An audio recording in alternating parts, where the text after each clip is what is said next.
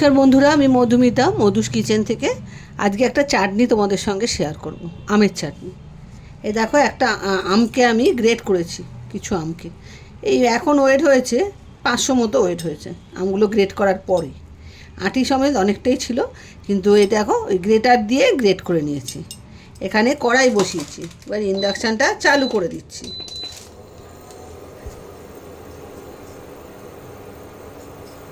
কড়াইতে সামান্য একটু সর্ষের তেল দেব, আর দেব 5 ফোড়ন, সামান্য একটু 5 ফোড়ন দেব।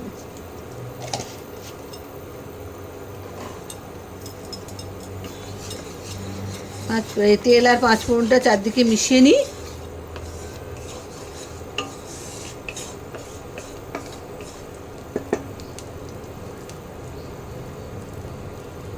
একটা সুন্দর গন্ধ বেরোবে যখন, তখন এই আমগুলো দিয়ে দেব।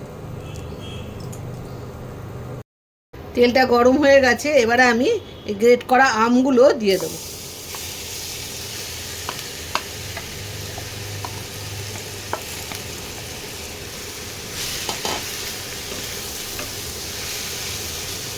একটু তেলের মধ্যে আমগুলোকে একটু ভেজে নিতে হবে, অল্প করে একটু ভেজে নিতে হবে।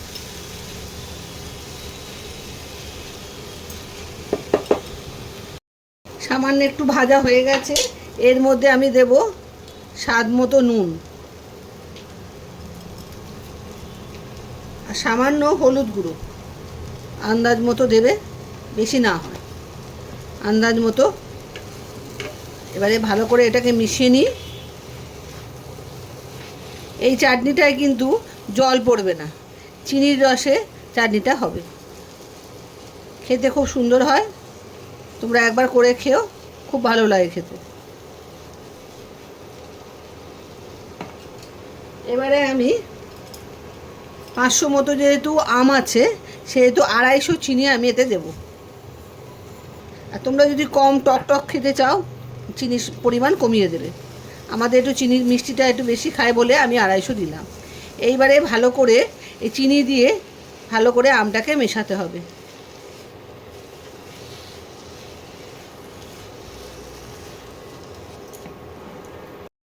চিনিটা গলে গেছে, এর মধ্যে আমি কটা কিশমিশ ধুয়ে দিয়ে দিলাম।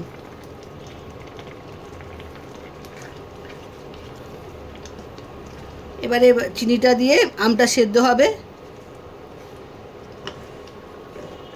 একটু সেদ্ধ হতে হবে। চিনিটা পুরো গলে একটু গায়ে মাখা মাখা হলে তখন নামিয়ে ফেলতে হবে।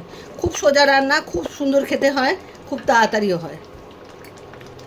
একটু সেদ্ধ হোক আর চিনির রসটাও একটু কমুক। চিনির রসটা কমে গেছে, আমটাও সেদ্ধ হয়ে গেছে, এবার আমি নামিয়ে ফেলবো। খুব তাড়াতাড়ি রান্নাটা হয়ে যায়।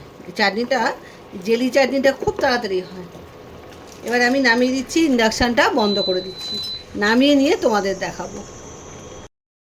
বাটিতে ঢেলে ফেলেছি, আমের জেলির চাটনি রেডি। তোমরা পুরো ভিডিওটা দেখো, দেখে চাটনিটা করে খেও, খুব ভালো লাগে খেতে। আর বন্ধুদের মধ্যে শেয়ার করো। আজ তাহলে আসি, বাই বাই।